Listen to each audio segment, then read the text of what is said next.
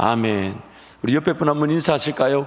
예수님이 부활하셨습니다. 예수님이 부활하셨습니다. 한 번 더 좌우로 인사하십시다. 예수님이 당신을 위해 부활하셨습니다. 예수님이 당신을 위해 부활하셨습니다. 예수님이 당신을 위해 죽으시고 부활하셨습니다. 예수님이 당신을 위해 죽으시고 부활하셨습니다. 그리고 우리도 2부 때가 좀 낫네요. 1부 때는 인사를 하더니 죽으신 건지 부활하신 건지 그 분위기를 제가 가늠할 수가 없었어요. 이런 전설적인 얘기가 있다고 합니다. 예수님이 죽으셨을 때 그 공회원이었던 아리마대 요셉이 한 번도 써보지 않았던 그 무덤에다가 예수님을 묻었다고 하죠. 그래서 그 친구가 아리마대 요셉에게 그렇게 물었답니다. 아니 자네 정신이 나갔냐? 이 새 무덤을 만들어 놓고 십자가에 죽은 그 예수한테 그 무덤을 한 번도 매장한 일 없는 새 무덤을 내어주다니 당신 너무 아깝지 않냐? 그러니까 아리마대 요셉이 그 친구에게 그렇게 얘기했다 그래요. 친구 걱정하지 말게. 딱 3일만 쓴다고 했네. 딱 3일만 쓴다고 했네. 정말 있을 법한 그런 귀한 스토리인 것 같습니다. 예수님이 부활하셨습니다. 만약 오늘 방금 전에 여러분 보신 내용대로 죽기만 하셨다면 구약의 희생 제물과 별반 차이가 없어요. 그냥 그때 그 순간의 죄, 그때 그 순간에 그 한 사람의 죄를 위해 그냥 희생 제물로 끝나고 말았을 겁니다. 그러나 예수님이 죽기만 하신 것이 아니라 부활하셔서 오늘 이 땅에 예수 부활의 생명의 피가 2000년이 넘도록 흘러 넘치게 하셔가지고 저와 여러분이 예수 믿고 거듭나게 된 것입니다. 이것을 성경이 이렇게 비유합니다. 하늘의 밀이 땅에 떨어져 죽으면 하늘 그대로 죽지 않으면 그대로 있지만 죽으면 자라나 많은 열매를 거두게 되듯이 예수님이 이 땅에 심겨져서 죽으심으로 30배, 60배, 100배의 그 열매가 2000년이 넘게 맺혀지고 있는 것입니다. 그러나 지금도 이 땅에는 아담과 하와의 죄로 말미암아 그 죄와 사망의 법에서 죄와 사망의 열매처럼 맺혀지는 인생이 있습니다. 예수님을 모르고 예수님을 믿지 못한 채 그저 그 지옥길을 면하지 못하는 사망의 나무에 열매가 맺혀지기도 합니다. 그러나 이 땅에 예수께서 그 사망의 나무밖에 없는데 이 땅에 친히 그분이 심겨지셔가지고 그분이 30배, 60배, 100배의 열매를 거두는 나무가 되셔서 오늘 우리도 그 예수 DNA를 가지고 태어나는 예수 생명을 안고 부활하게 된 것입니다. 또한 이 부활의 의미는 단순히 우리의 그 죽음까지 지불되어지고 저 영원한 천국에서 살 날만 그 새하늘과 새 땅에 들어갈 것만 얘기하지 않습니다. 이 부활은 오늘 예수와 함께 사라지는 삶을 뜻합니다. 그래서 오늘 본문 19절 20절 말씀을 우리 한 번 더 선포하겠습니다. 만일 그리스도 안에서 우리가 바라는 것이 다만 이 세상의 삶뿐이면 모든 사람 가운데 우리가 더욱 불쌍한 자이리라. 아멘. 그러나 이제 그리스도께서 죽은 자 가운데서 다시 살아나사 잠자는 자들의 뭐가 되셨다고요? 첫 열매가 되셨다. 만약 우리가 예수님의 부활이 없다면, 그래서 예수 그 걸어가는 길을 우리가 걸어갈 때 고난과 고통밖에 없다면 여전히 죽음은 우리가 해결해야 될 만한 숙제로 남겨져 있었을 것입니다.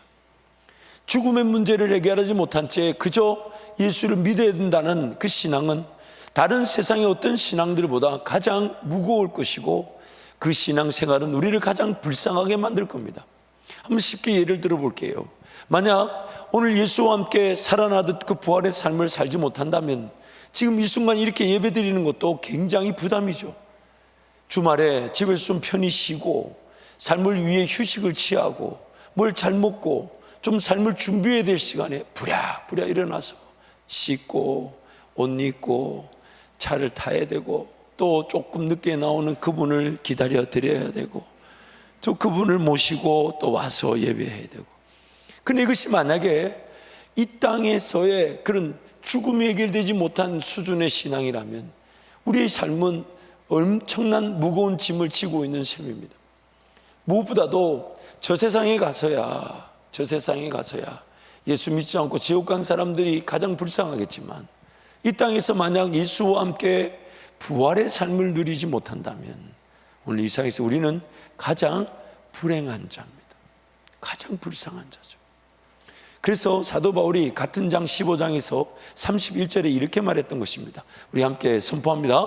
형제들아, 내가 그리스도 예수 우리 주 안에서 가진 바 너희에 대한 나의 자랑을 두고 단언하노니 나는 날마다 죽노라. 나는 날마다 죽는다는 것은 오늘 우리의 신앙이 단순히 죽고 난 다음에 천국의 삶만을 지향하는 것이 아니라 매일 예수와 함께 죽고 매일 예수와 함께 부활하듯 사라질 수 있는 삶을 말씀하는 것이죠.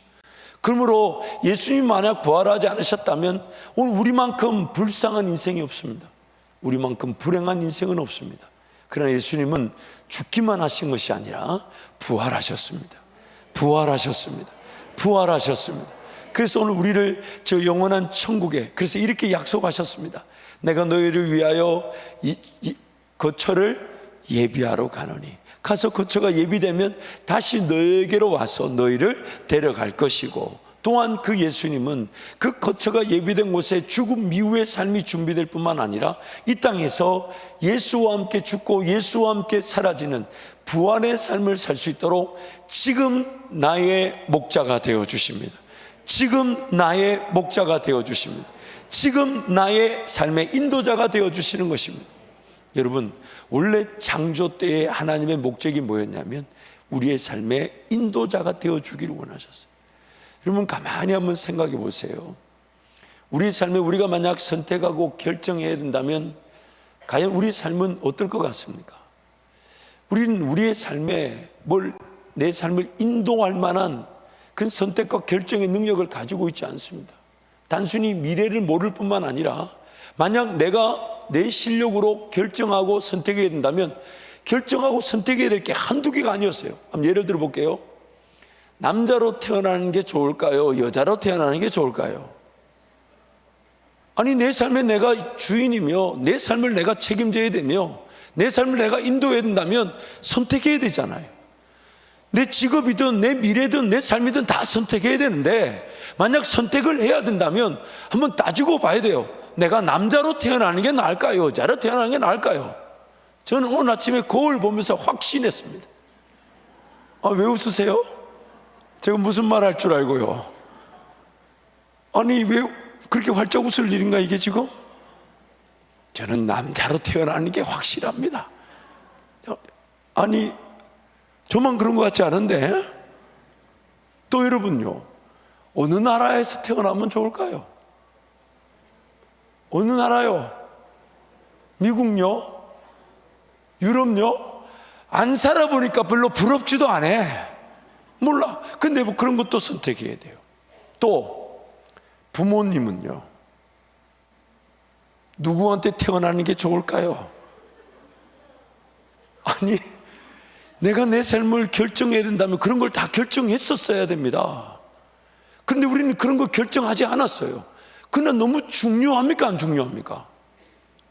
또 시대를 결정해야 되냐면, 아이고 여러분, 지금 이 시대가 나았죠. 만약에요, 이스라엘 백성들 구약 시대에 저 이상한 나라에서 태어났다고 생각해 봐요. 얼마나 불행합니까? 그걸 또 예수 복음 못 들었고 하나님 모른다라고 핑계도 못 대요. 자연 만물 보고 노아 홍수 사건만 봐도 하나님을 인정해야 되는데, 그 하나님을 인정할 줄 모르는 그 시대, 그 나라에 태어나는 바람에, 그러나 천국 가면 난 몰랐다 핑계가 통하지 않는데요. 그러니까 시대도 잘 결정해야 돼요. 저와 여러분이 삶을 결정해야 된다면 중요한 결정이 한두 개가 아니었고 앞으로도 한두 개가 아니에요. 그런데 우리는 그런 거 결정할 능력이 없었습니다. 아니, 없습니다. 전쟁통에 태어나는 자녀들, 전쟁통의 난민들은 자기네들이 결정한 겁니까? 못 먹는 그런 아프리카의 그런 어려운 기아에 허덕거리는 거 자기네들이 결정한 건가요? 여러분, 우리는 이미 창조 때부터 우리 삶을 선택하고 결정할 능력이 하나도 없었습니다. 결국 하나님을 선택하지 않은 그 죄가 우리로 하여금 우리 삶의 인도자가 되어 버리게 만들었잖아요. 그래서 지금도 여전히 하나님 그분을 기다리지 않고 살아가려는 그 욕심이 우리 가운데 얼마나 많습니까? 내버려두면 다 지옥 갈 텐데 예수님이 그 삶을 내버려두지 않으시고 우리를 위하여 내가 죽어야 될 죽음을 대신 죽어주시고 또한 저와 여러분이 창조의 목적대로 하나님의 인도하심을 받고 살아갈 수 있도록 부활하셔가지고 오늘 우리의 삶에 지금도 살아계셔서 나를 위해 기도해 주시며 나를 인도해 주시는 내 삶의 결정과 선택의 주인이 되어 주시는 목자가 되어 주신다는 겁니다.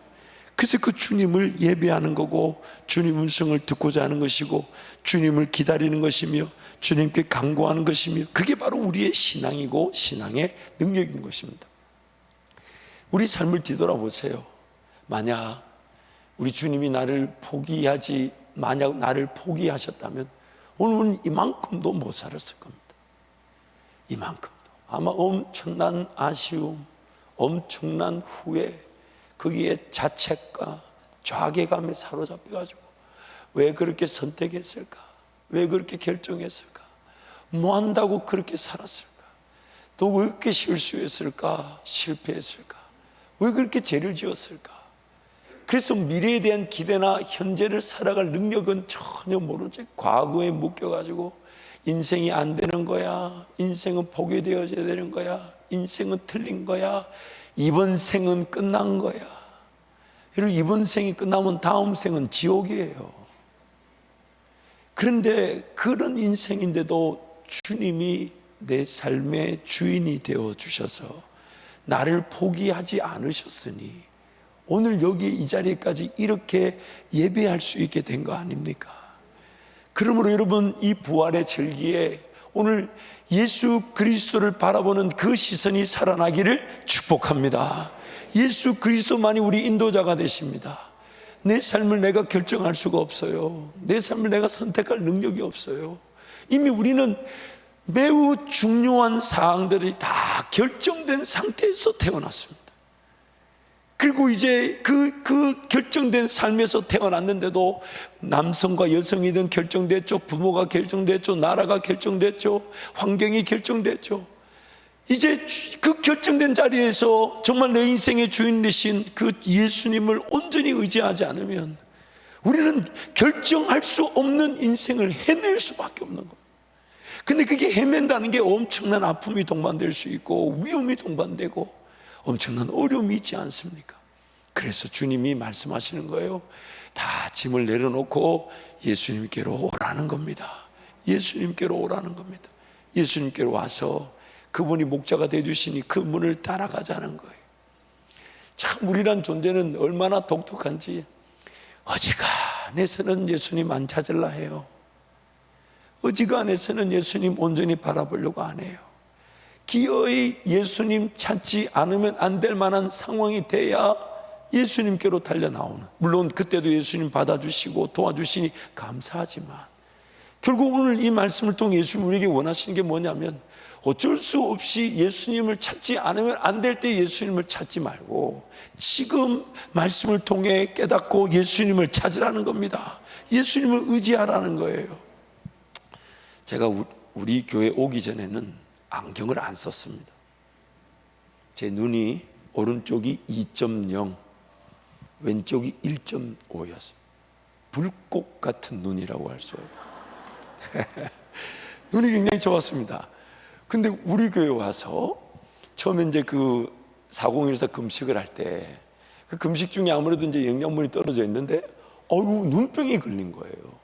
그래서 우리 가족들이 눈병이 돌고, 근데 제 아내는 보니까 눈병이 왔다 그래가지고 병원 가서 주사 맞고 약 먹고 반나절 만에 끝나버리는데 저는 이 금식 중에 눈병이 걸려놓으니까 3주 동안 눈병을 앓았어요. 아마 여러분 기억나실 거예요. 눈이 뻘겋해가지고 설교한 주간이 2주간이 있었습니다. 기억이 안 나세요? 또 이렇게 말하면 그때 그 설교를 찾아보시는 분들이 있어.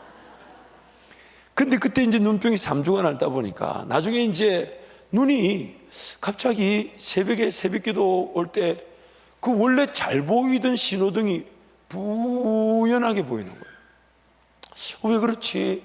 그래서 우리 이제 논산에 있는 우리 안과 이진석 집사님한테 갔죠. 그 보였더니 집사님 뭐라 하시냐면, 목사님 금식 중에 아무래도 눈에 눈병이 상처를 낸 것 같다고. 소위 말하는 이렇게 이 기스라 그러죠. 왜 그 눈 각막에 상처가 났다고. 그러면서 그것도 있는데다가 더군다나 노안까지 왔다는 거예요. 나 상처까지는 받아들일 수가 있었는데 노안은 갑자기 우리 장로님들 얼굴이 쑥 지나가면서 나도 노안? 그걸 못 받아들이겠는 거예요. 좀 너무 싫은 거예요. 평생에 안경을 끼지 않았어요. 불꽃 같은 눈으로 살아갔어요. 너무너무 잘 보였어요. 물론 학창 시절에 그렇게 책을 많이 보지 않아서 더 쌩쌩했을지도 모릅니다만은, 그런데 안경을 써야 한다는 게 너무 이렇게 받아들이기 힘든 거예요. 그래서 끝까지 버텼습니다. 끝까지 버텼어요. 6개월을 버티고 1년을 버티다가 큰 교통사고를 당할 뻔하는 바람에 얼른 우리 원내동의 눈인의 우리 김봉만 집사님께 가서 안경을 맞춰서 썼더니 세상이 다르더만요. 원래 눈으로 돌아왔어요. 근데 너무 불편한 거예요, 이게. 지금도 여러분 설교 시간에 또 안경을 만지는 걸 또 센 청년이 있어. 뭐 30회를 만졌다는 동. 아이고, 참. 목사하기 어려워요. 이걸 만지는 걸 왜 세고 있나. 그런데 이게 자꾸 불편하니까 요즘 좀 덜 만져요. 그래도 덜 만지고. 이게 또 안경을 만들 때는 이렇게 좀 죄송합니다. 살이 쪘을 때 만들어 놓으니까 금식할 때는 이게 또 헐렁해요. 그러니까 이게 또 이쪽에 살을 좀 찌워야 되나. 안 그래도 얼굴이 작지가 않은데 그게 그렇게 여러분 하얀 이를 보여주시면서. 근데 여러분 보세요. 받아들이기가 쉽지가 않은 거예요. 내 약점을, 내 약함을 인정하기가 쉽지가 않은 거예요. 그러나 여러분, 인정을 안 한다고 해서 약점이 아닌 건 아닙니다. 내가 싫다고 해서 내 약함이 아닌 건 아닙니다. 주님을 더 의지해야 될 그 약함을 모른 채 살아가는 것만큼 아무것도 선택할 수 없죠. 아무것도 결정할 수 없죠. 오히려 잘못 결정하고 잘못 선택한 게 더 힘들게 하잖아요. 차라리 그때 그런 선택이나 결정을 하지 말걸. 근데 우리는 그 연약함, 우리 어리석음, 미련함, 그 부족함을 잘 인정하려고 하지 않아요. 그런데 그것이 인정이 되는 순간 예수님을 바라보게 되고 예수님이 내 삶의 구원자가 되어주심이 행복한 것이 바로 우리 예배고 신앙인 것입니다. 팀 켈러 목사님의 인생 질문이란 책에 이런 내용이 나옵니다. 다 종교와 철학은 스스로 무엇인가를 해야만 선을 만날 수 있다고 말한다. 반면에 기독교는 성육신하신 예수 그리스도가 오셔서 내 힘으로 할 수 없는 일을 대신하셨다고 말한다. 또 다종교와 철학은 중요한 의문들의 답을 찾아내면 노력이 필요하다고 말한다. 하지만 기독교는 예수님이 그 모든 것의 답이라고 말한다. 얼마나 예수님을 의지하는가, 얼마나 예수님을 찾는가, 얼마나 예수님의 음성을 듣고자 하는가, 얼마나 예수님을 기다리는가, 얼마나 예수님을 따르는가. 왜냐하면 내 힘으로 내 인생이 사라지지 않으니 우리 예수님 의지할 수밖에 없어 예수님을 찾는 것이 오늘 우리 인생 최고의 복이며, 또한 어제와 같을 수 없는 오늘, 오늘과 같을 수 없는 내일. 그래서 어제는 죽고 오늘 부활한 것이죠. 그리고 오늘 죽고 내일 또 부활하게 될 것이니까 그 예수님을 의지하는 삶으로 사라지게 되는 것입니다. 사랑하는 성도 여러분, 예수님도 바라보십시다. 예수님도 의지하십시다. 나에게 없는 지혜를 주실 것이고 나에게 없는 능력을 주실 것이고 이미 그분께는 무궁무진합니다. 왜냐하면 이 모든 세계가 말씀, 즉 예수님으로 말미암아 지어졌다고 말합니다.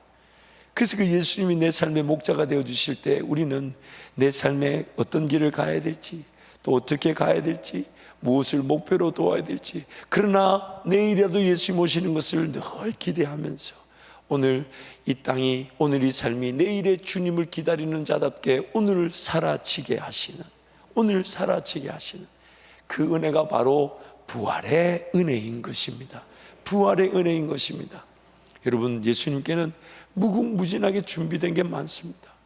너무너무 준비된 게 많은데 우리는 자꾸만 내 어리석은 선택과 결정이라는 그 한계 안에 갇혀가지고, 물론 그것도 최선이겠죠. 그래서 보아야 될 걸 못 보고, 들어야 될 걸 못 듣고, 맛보아야 될 것을 맛보지 못하면서 그냥 살아지고 있다면 얼마나 안타깝겠습니까? 여러분, 나중에 천국 가면요, 한 100만 년 정도는 기절해 있을 겁니다. 그때 되면 하나님께서 우리에게 모든 걸 보여주신다 할 때, 우리 삶에 원래 계획해냈던 내 삶의 원래 오리지널 플랜, 원래 원 계획을 보여주시면 내 삶이 그 주님께 맡겨졌을 때 엄청난 그 기회의 가능성들이 있었는데, 내가 건강하면서 최고로 여러분, 삶을 뒤돌아보면 더 좋은 선택이 있었습니까? 없었습니까? 더 좋은 선택이 있었어요? 없었어요? 있었습니다. 그러니 삶의 그 시작점에 주님께 그 선택을 맡겨놓았다면 엄청난 그 기대치에, 엄청난 꿈에, 엄청난 가능성이 우리에게 준비되어 있었는데, 그걸 모르고 못 듣고 관심 없이 살다 보니 그저 문제가 생기고 어려움이 생기고, 그리고 어지간해서는 문제와 어려움 생겨도 안 오다가 도저히 내 힘으로 해결 안 될 때 그때 주님을 찾은 게 우리의 신앙 아니었냐 말이에요. 그러지 마시고 지금 찾으십시다. 지금 찾으십시다. 지금 구하십시다. 지금 그 예수님을 바라십시다. 제가 이제 LA에서 사역을 할 때 우리 집사님 한 분이 수고한다고 가족들 데리고 라스베가스로, 그때 제 기억에 2박 3일 그 숙박권을 주셨어요. 그래가지고 너무 신나가지고 이제 예약을 하고 갔어요. 갔더니 다 결제가 돼 있다는 거예요. 딱 주는데 그 식사 쿠폰을 주는 거예요. 그래서 조식인가 보다. 그래가지고 이제 아내하고 애들하고 밤새 잘 놀고 아침에 다 깨고가지고, 지금 자빠져 잘 때가 아니다. 지금 호텔, 그리고 뭐 이게 뭐 조식이라는 게 라스베가스 호텔 조식이 여러분 뭐 빵 쪼가리 뭐 계란 이런 게 아니에요. 아침에 너무 좋은 뷔페잖아요. 그래서 이거 먹어야 오늘 점심 저녁은 대충 먹더라도 이거 먹어야, 벌떡 애들 막 유모차 태워가지고 아내와 다 가서 정말 조식이, 정말 너무 좋더라고. 조식을 잘 먹었어요. 그 점심 대충 먹고 저녁에 우리가 가져갔던 누룽지하고 이런 걸 먹었던 것 같아요. 그 다음날 또 왜? 조식이 있으니까. 그래가지고 그 다음날 또 다 일어나 조식을 먹었어요. 그래서 너무 잘 지냈어요. 나스베가스 구경하고 돌아와서 이제 집사님 만났더니 집사님, 이거 너무 좋았어요. 감사하다고. 그러니까 집사님이, 목사님 그 호텔 저녁이 끝내주죠 이래요. 그날 저녁에는 나도 그 봤어요. 우리 아침 먹었던 조식 뷔페 자리에 저녁에 랍스타부터 시작 엄청 많더라고. 그래서 아침에 좀 주지 저녁에만 있네 이렇게 생각했어요. 했는데 그 숙박권 안에 저녁이 포함되어 있다는 것을, 그리고 이 사실을 우리 사모님은 오늘 들으셨습니다. 저도 그때 그 충격을 받아서 그걸 도저히 아내한테, 왜냐하면 그때 뭘 얘기를 하면 남편에 대한 불신이 자꾸 늘어나는 것 같아가지고, 옛날엔 믿고 따라와 줬다는데 점점 살다 보니까 남편에 대한 불신이 점점 높아지는 것 같아요. 내 보니까 이거는 여러분 아내들의 죄성의 문제예요. 분명히 더 깊은 신뢰와 사랑도 있는데 자꾸 안 좋은 것만 기억을 잘해 보니까, 어쨌든 그때 아내한테 차마 그 얘기를 못했던 것은 너무 안타까워서, 왜? 그 저녁에 뷔페를 받거든. 그리고 아침 먹을 거라고 누룽지 끓여 먹었던 거 생각하면 정말 그 이상하게 그 식사 쿠폰에 체크를 이렇게 칸이 4칸이 있어서 체크를 하는데 위에 2칸만 체크를 하고 밑에 2칸은 체크를 안 하더라고. 그 2칸이 저녁 2끼였는데 몰랐던 거죠. 근데 여러분, 우리 하나님의 은혜는 어떨 것 같습니까? 저와 여러분에게 주실 하나님의 은혜는 어떨 것 같습니까? 아마 천국 가면 제가 지금 이 후회하는 이 호텔 저녁 뷔페, 이거보다 더 할 겁니다. 그러니까 100만 년 기절하실 거예요. 아마 100만 년이 기절. 부활의 삶이라는 것은 오늘 내 계획과 내 생각대로 사라질 수 없다는 것을 알고, 그래서 내가 선택할 수 없고 내가 결정할 수 없다는 것을 인정하고 주님께 달려가는 겁니다. 주님, 저는 제 삶의 주인이 아닙니다. 제 삶을 제가 인도해 갈 수가 없습니다. 제 삶에 무엇이 선택되어져야 되는지, 무엇이 결정되어야 되는지를 모릅니다. 주님, 은혜를 베풀어 주옵소서. 그게 바로 주님은 자기 죽음으로 여겨주신다는 거예요. 왜? 그렇게 기도하지 않아도 우리는 계획이 설 수 있고 뭔가 선택할 수 있었고 뭔가 결정할 수 있었습니다.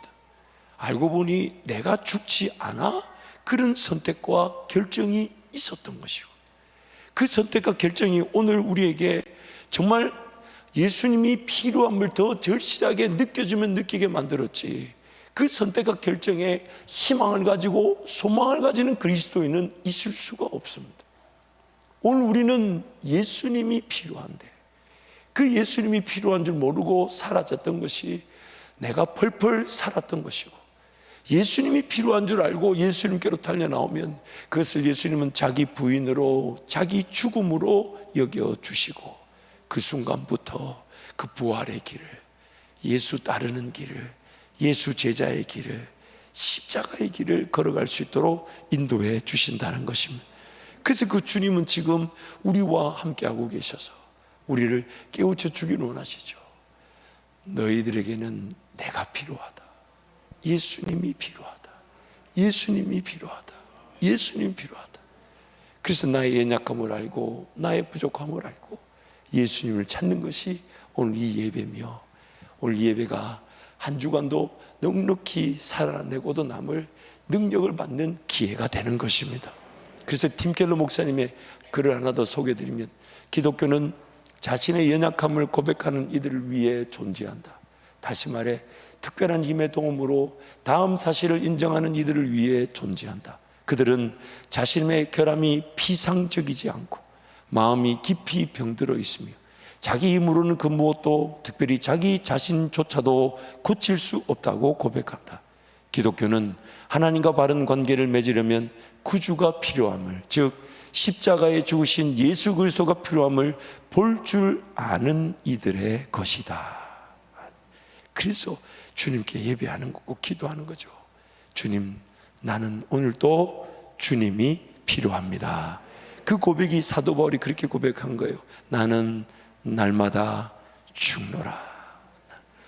우리는 어쩌면 한 시간마다 죽어야 되지 않을까요? 근데 또 한 시간마다 죽음을 고백할 만한 그런 실력이 없어요. 정말 죽을 수만 있다면 매 1초마다 죽었으면 좋겠는데, 여러분 자기 자신에게 이렇게 한번 고백할까요? 나는 날마다 죽노라. 나는 날마다 죽노라. 그래서 여러분 매일 새벽을 깨우고 기도의 자리를 깨우고 말씀의 자리로 가는 겁니다. 기도의 자리로 가는 겁니다. 그 말씀의 자리에 가보세요. 정말 우리의 연약함을 얼마나 많이 발견할 수 있습니까?